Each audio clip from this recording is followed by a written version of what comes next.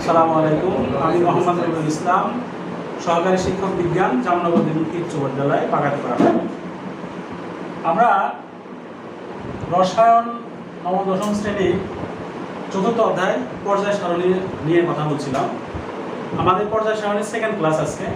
তো আমরা এর আগের ক্লাসে পর্যায় সারণীতে মৌলের অবস্থান ইলেকট্রন বিন্যাসের সাহায্যে দেখিয়েছি। আজকে পরবর্তী টপিকসগুলো আমরা আলোচনা করব।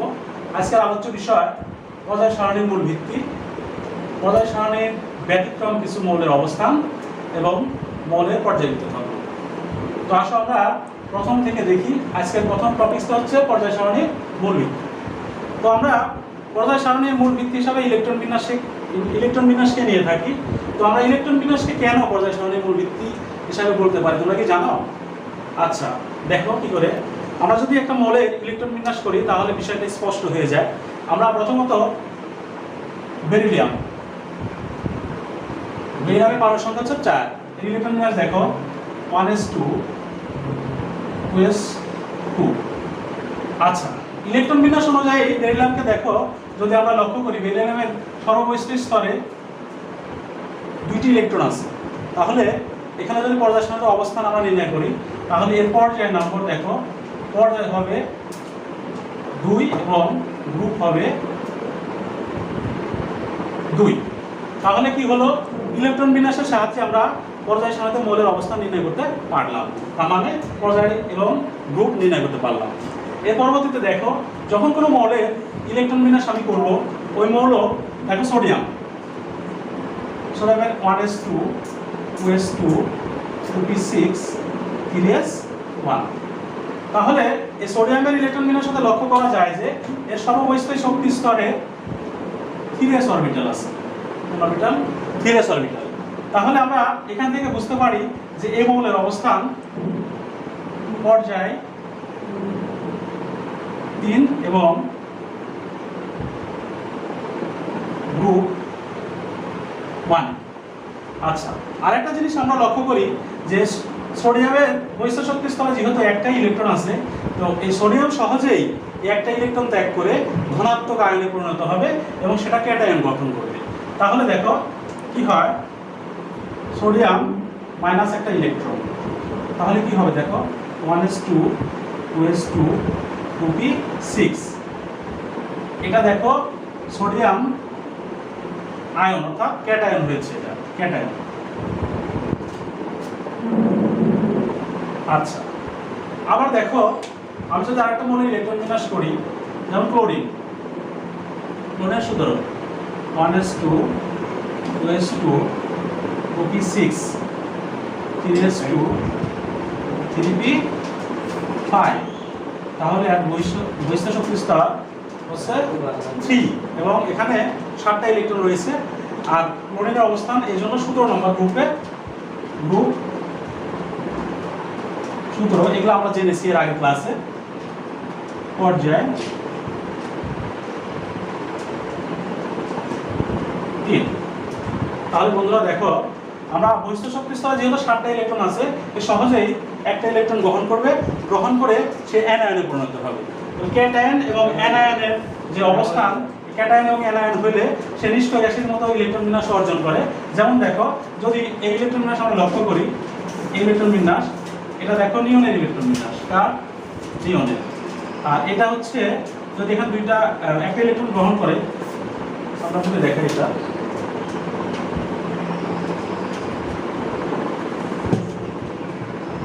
ক্লোরিন প্লাস 1 ইলেকট্রন, তাহলে কি হবে ক্লোরাইড মাইনাস এবং ইলেকট্রন বিন্যাসের কাঠামোটা হবে 1s2 2s2 2p6 3s2 3p6। এর বহিষ্ঠ শক্তি স্তরে 8টা ইলেকট্রন আছে এবং সে আর্গনের ইলেকট্রন বিন্যাস অর্জন করে। তাহলে আমরা ইলেকট্রন বিন্যাস করেই একটা মৌলের পর্যায় সারণীতে অবস্থান অর্থাৎ তার পর্যায় এবং গ্রুপ, আবার কোন মৌল ইলেকট্রন ছাড়বে আর কে গ্রহণ করবে, এটা নিঃসন্দেহে বলতে পারি। এবং তাদের বহিস্থ শক্তি স্তরের যদি ইলেকট্রন বিন্যাস একই রকম হয় তাহলে আমরা সেটা বুঝতে পারবো সেটা ওই নম্বর গ্রুপে, এবং তাদের বহিস্থ শক্তি স্তর পর্যায়ে যদি একই হয় তাহলে বুঝতে হবে ওই মৌল হচ্ছে ওই পর্যায়ে। তার মানে কি দাঁড়ায়? দাঁড়ায় হচ্ছে ইলেকট্রন বিন্যাসের সাহায্যেই একটা মৌলের যাবতীয় তথ্য আমরা পেয়ে যাই। এজন্য আমরা পর্যায় সারণীর মূল ভিত্তি ইলেকট্রন বিন্যাস নিঃসন্দেহে বলতে পারি, তাই না? আচ্ছা, এবার আসো আমরা পরবর্তীতে পর্যায় সারণী কিছু ব্যতিক্রম নিয়ম দেখাই। এজন্য আমরা একটা পর্যায় সারণী নিয়ে আসলে কেমন হয় বলো তো? আচ্ছা দেখো, একটা পর্যায় সারণী আমি এখানে ঝুলিয়ে দিই। আচ্ছা বন্ধুরা, এখন দেখো একটা পিরিয়ডিক টেবিল আমরা ঝুলিয়ে দিয়েছি। তো এখানে আমরা কিছু মৌলের অবস্থান নিয়ে কথা বলবো। সেটা হচ্ছে প্রথমত হাইড্রোজেনের অবস্থান। তো হাইড্রোজেনের ইলেকট্রন বিন্যাস যদি আমরা দেখি, হাইড্রোজেনের ইলেকট্রন বিন্যাস 1s1, তাই না? ইলেকট্রন বিন্যাস তো আমরা সবাই জানি হাইড্রোজেন সেটা হচ্ছে 1s1। তার মানে ইলেকট্রন বিন্যাস থেকে আমরা দেখতে পাই বা লক্ষ্য করি যে যেহেতু একটা ইলেকট্রন আছে, তো হাইড্রোজেনের অবস্থান হবে গ্রুপ 1-এ। কিন্তু দেখো, যদি আমরা হ্যালোজেন গ্রুপ মানে 17 নম্বর গ্রুপের দিকে তাকাই, তাহলে 17 নম্বর গ্রুপের প্রত্যেকটি মৌলের বহিস্থ শক্তি স্তরে 7টি ইলেকট্রন আছে। তাহলে সে একটা ইলেকট্রন সহজেই গ্রহণ করতে পারে, গ্রহণ করলে তার অরবিটালটা পূর্ণ হয়ে যায় এবং নিকটস্থ নিষ্ক্রিয় গ্যাসের ইলেকট্রন বিন্যাস অর্জন করে। তো তাহলে হাইড্রোজেনের ক্ষেত্রে দেখো, যদি একটা ইলেকট্রন গ্রহণ করলে সে 1s2 হবে। তার মানে তার নিকটস্থ নিষ্ক্রিয় গ্যাস হিলিয়ামের মতো হবে। তার মানে তার অবস্থান যদি 17 নং, এই অনুযায়ী তার অবস্থান 17 নং গ্রুপ মানে হ্যালোজেনের সাথে থাকলে সে এই নিয়মটা ফলো করবে। তাহলে দেখো, আবার ম্যাক্সিমাম ধর্ম হাইড্রোজেনের যে বেশিরভাগ ধর্ম ক্ষার ধাতু মানে গ্রুপ 1-এর সাথে মিলে যায়, যার কারণে এর এই ম্যাক্সিমাম ধর্মই যেহেতু গ্রুপ 1-এর সাথে মিলে যায়, এজন্য হাইড্রোজেনকে গ্রুপ 1-এর স্থান দেওয়া যুক্তিযুক্ত রয়েছে। আচ্ছা, আমরা যদি লক্ষ্য করি আর একটা অবস্থান যদি দেখি যে পর্যায় সারণীতে তোমার হিলিয়ামের কাটাতে একটু। আচ্ছা আসো আমরা সেকেন্ড অবস্থানটা দেখি, সেটা হচ্ছে হিলিয়ামের অবস্থান। তো হিলিয়ামের অবস্থানটা যদি আমরা হিলিয়ামের ইলেকট্রন বিন্যাস করি তাহলে দেখা যায় যে হিলিয়ামের 2 পারমাণবিক সংখ্যা, তাহলে হবে 1s2। আচ্ছা, ইলেকট্রন বিন্যাস অনুযায়ী হিলিয়ামের অবস্থানটা যদি গ্রুপ 2-এ হয় তাহলে ঠিক আছে ইলেকট্রন বিন্যাস অনুযায়ী, কারণ আমরা জানি যে সকল মৌলের ইলেকট্রন বিন্যাসে এস অরবিটাল থাকে এবং এস অরবিটালে 2টা ইলেকট্রন থাকে, সেটা 2 নম্বর গ্রুপে অবস্থান হবে। তো দেখো, হিলিয়ামের অবস্থান যদি 2-এ হয়, 2-এ আছে আমরা দেখছি যে এগুলো সবই মৃৎ ক্ষার ধাতু, কিন্তু beryllium, magnesium, calcium, strontium, barium এবং রেডিয়াম। তো আমরা যদি হিলিয়ামের ইলেকট্রন বিন্যাস থেকে দেখি যে হিলিয়ামের এস অরবিটালটা পূর্ণ আছে, এবং অন্যান্য নিষ্ক্রিয় গ্যাসের ইলেকট্রন বিন্যাসে দেখলেও তাদের এস এবং পি অরবিটাল দুটোরই পূর্ণ আছে এবং বহিস্থ শক্তি স্তরে ইলেকট্রন দ্বারা পূর্ণ, যেহেতু এজন্য এরা কারোর সাথে বিক্রিয়ায় অংশগ্রহণ করে না।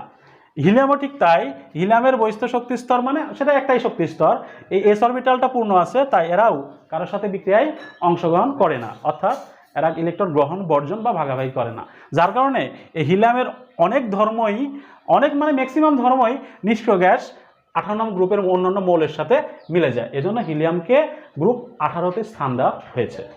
আচ্ছা, এবার দেখো আমরা পর্যায় সারণীতে 2টা আলাদা সারি দেখতে পাচ্ছি, সেটা হচ্ছে ল্যান্থানাইড এবং অ্যাক্টিনাইড সারি। তো ল্যান্থানাইড এবং অ্যাক্টিনাইড সারির ক্ষেত্রে দেখো এদের গ্রুপ নম্বর হচ্ছে 3-এ এবং পর্যায় নম্বর হচ্ছে 6 এবং 7-এ। তো দেখো যে ল্যান্থানামকে যদি আমি এখানে ল্যান্থানাম থেকে শুরু করে লরেন্সিয়াম এবং অ্যাক্টিনিয়াম থেকে শুরু করে লুটেশিয়াম যদি হয়, তাহলে এদের অবস্থানটা পর্যায় সারণীতে একটা অসামঞ্জস্য অবস্থান হবে। তার মানে এই 2টা লাইন হবে একটা একদম বড়, তার মানে এই পর্যায় সারণীর সৌন্দর্যটা নষ্ট হবে।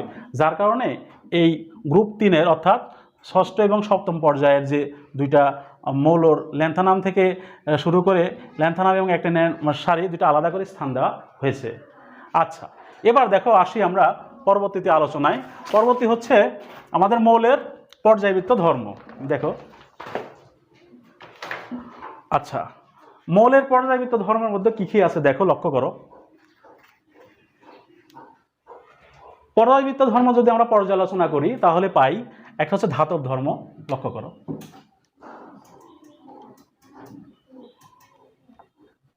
ধাতব ধর্ম, 2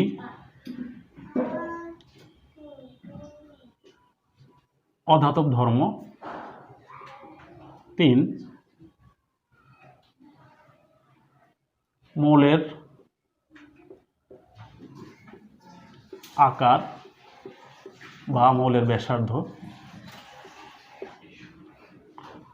4 আয়নীকরণ শক্তি, 5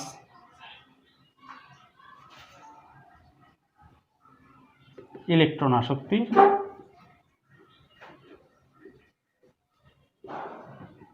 6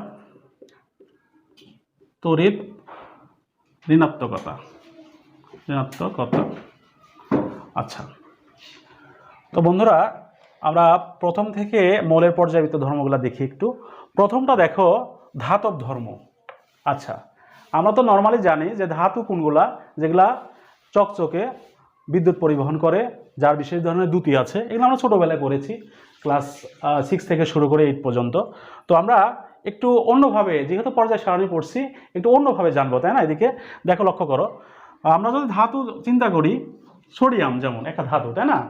আমরা আরেকটা ধাতু একদম কমন ধাতু দেখো, ফেরাম, মানে লোহা, যেটা ল্যাটিন নাম ফেরাম। তো আমরা এই দুইটা ধাতু লক্ষ্য করি, এর বহিস্থ শক্তি স্তরে ইলেকট্রনগুলো দেখি যে দেখো 1s2 2s2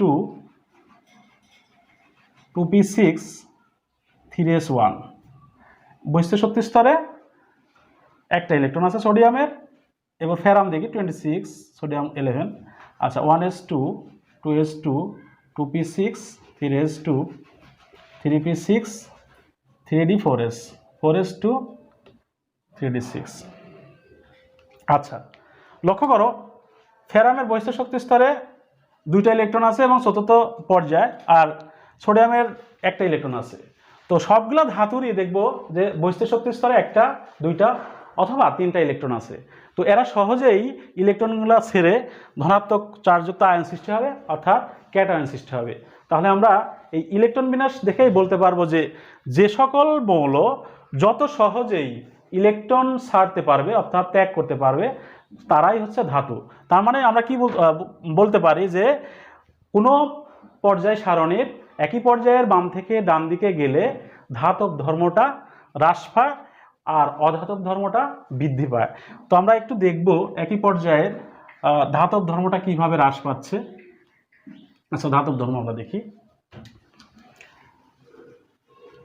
আমরা তৃতীয় পর্যায়ের মৌলগুলো লিখি একটু, যেমন sodium, magnesium, aluminium, silicon, phosphorus, sulphur, chlorine. আচ্ছা, লিখলাম। তো দেখব যে এদের বহিস্থ শক্তি স্তরে ইলেকট্রন, যেমন এর হচ্ছে বহিস্থ শক্তি স্তরের ইলেকট্রন হচ্ছে 3s1, এর 3s2 3s2 3p1, তারপরে সিলিকনের হচ্ছে 3s2 3p2, ফসফরাসের হচ্ছে 3s2 3p3, সালফারের 3s2 3p4 এবং ক্লোরিনের 3s2 3p5।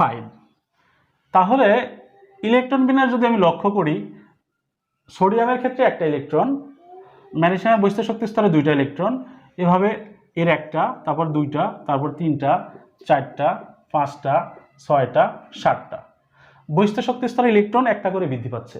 তাহলে কি হবে দেখো, সোডিয়ামের ক্ষেত্রে যদি বলতে চাই, সোডিয়াম সহজে ইলেকট্রন ত্যাগ করতে পারবে, তার মানে এক্ষেত্রে সোডিয়ামের ধাতব ধর্ম সবচেয়ে বেশি। তাহলে সোডিয়ামের কার চেয়ে বেশি? ম্যাগনেসিয়ামের চেয়ে।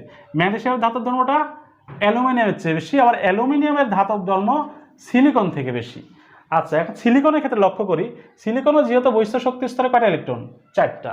তো চারটা ইলেকট্রন এর পক্ষে ত্যাগ করা যত সহজ হবে, আবার গ্রহণ করা অতটাই সহজ হবে।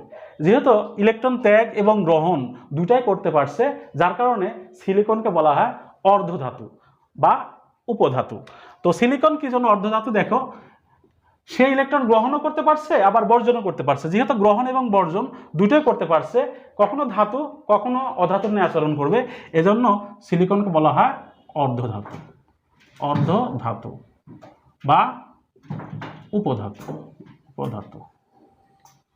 আর এখান থেকে দেখো ফসফরাসের বৈশিষ্ট্য স্তরে 5টা, তারপর সালফারের 6টা, ক্লোরিনের ক্ষেত্রে 7টা। তার মানে এদের এই 7টা ইলেকট্রন ত্যাগ করা কঠিনই হয়ে যাবে। এরা এভাবে ইলেকট্রন ত্যাগ করতে পারবে না, এরা সম্পূর্ণটাই অধাতু। এগুলো হচ্ছে অর্ধধাতু বললাম, আর এইটুকু হচ্ছে ধাতু। তার মানে একই পর্যায়ের মৌলের ক্ষেত্রে বাম থেকে ডান দিকে গেলে ধাতব ধর্ম হ্রাস পায়, বামের মৌলগুলার ধাতব ধর্ম বৃদ্ধি পায়। আচ্ছা বন্ধুরা, এবার আমরা অধাতব ধর্ম দেখি। অধাতব ধর্মটা কি? 2 নম্বর ধর্মটা অধাতব ধর্ম।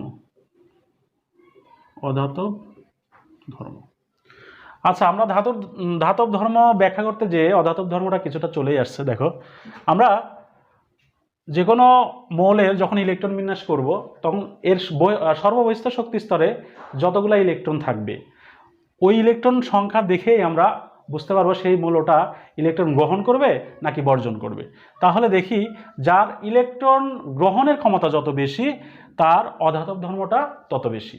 তাহলে আমরা লক্ষ্য করি, যেমন আমি যদি বলি যে অক্সিজেন এর ইলেকট্রন বিন্যাস 1s2 2s2 2p4, তাহলে দেখি আর সর্ববহিস্থ শক্তি স্তরে 6টা ইলেকট্রন আছে। কয়টা ইলেকট্রন? 6টা।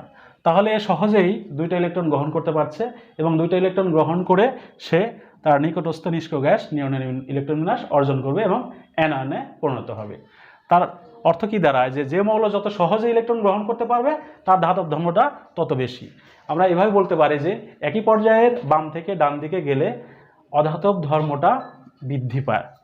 আচ্ছা, অধাতব ধর্মটা বৃদ্ধি পায়। তাহলে কি দেখি আমরা দ্বিতীয় পর্যায়ের মৌলগুলা, যেমন lithium, beryllium, boron, carbon, nitrogen, oxygen, fluorine.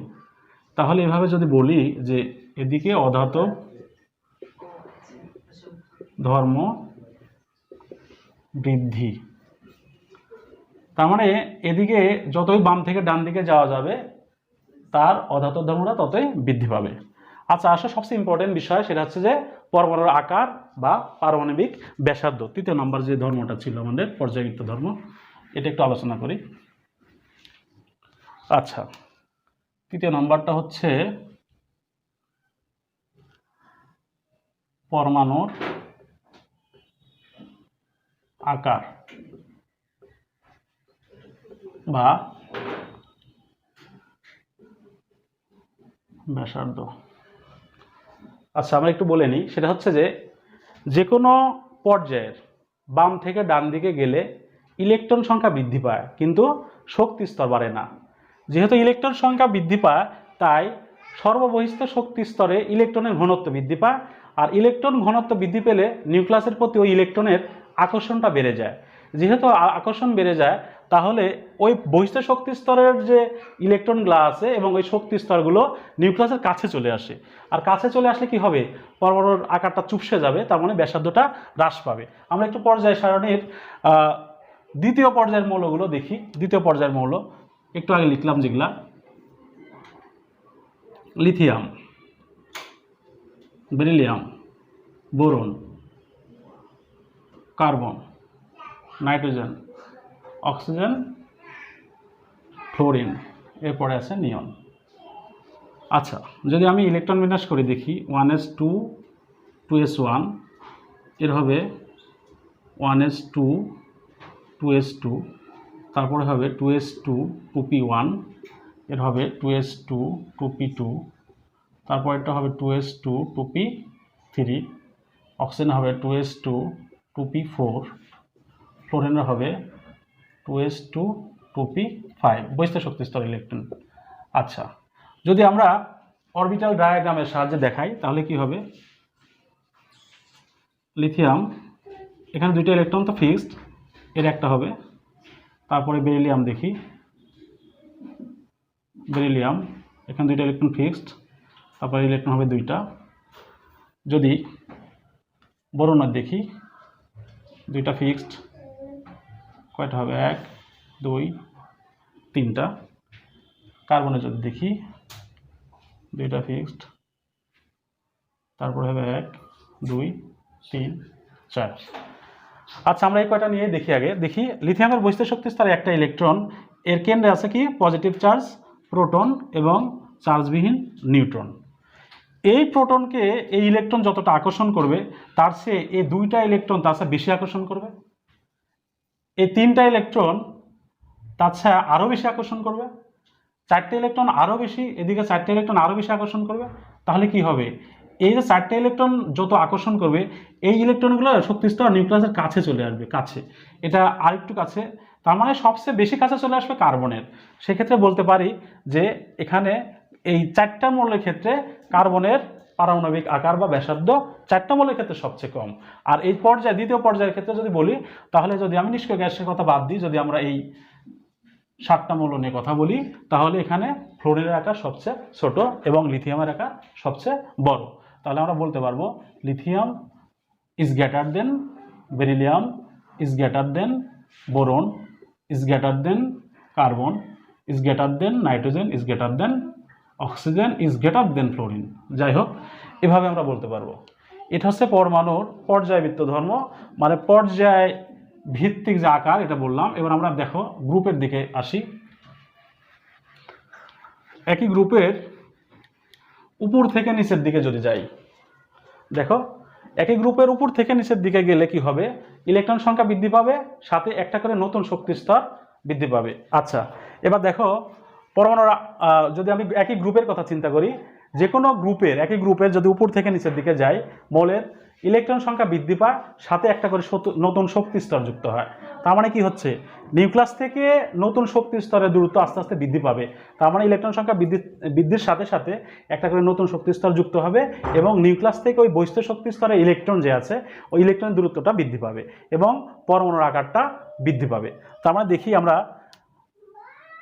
যেমন গ্রুপ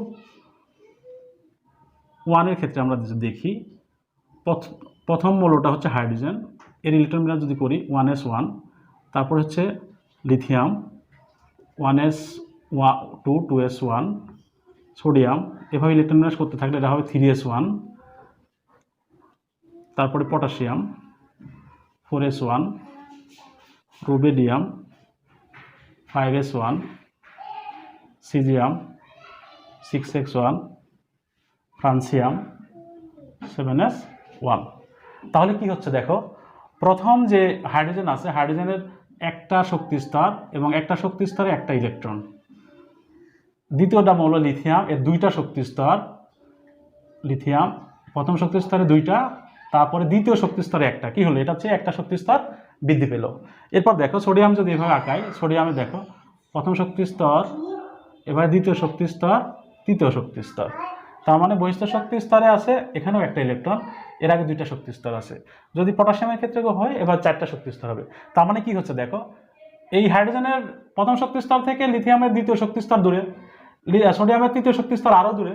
তার মানে কি হচ্ছে, যখনই উপর থেকে নিচের দিকে আসতেছি পারমাণবিক আকারটা বৃদ্ধি পাচ্ছে, পারমাণবিক আকার বৃদ্ধি। আচ্ছা, এভাবে আমরা যখন বোর্ড কোশ্চেন বা বিভিন্ন টেস্ট পেপার সলিউশন করব, আমরা এই পারমাণবিক আকারের ক্রম নিয়ে অনেক কথা বলবো সামনের দিকে। তো আমরা আজকে এই ধাতব ধর্ম, অধাতব ধর্ম, পরমাণুর আকার বা ব্যাসার্ধ, এই 3টা ধর্ম নিয়ে আলোচনা করলাম। আমরা পরবর্তী ক্লাসে এর পরের ধর্মগুলো নিয়ে আলোচনা করবো ইনশাআল্লাহ। এ পর্যন্ত সবাই ভালো থাকো, সুস্থ থাকো, স্বাস্থ্য সচেতন বিধি মেনে চলো।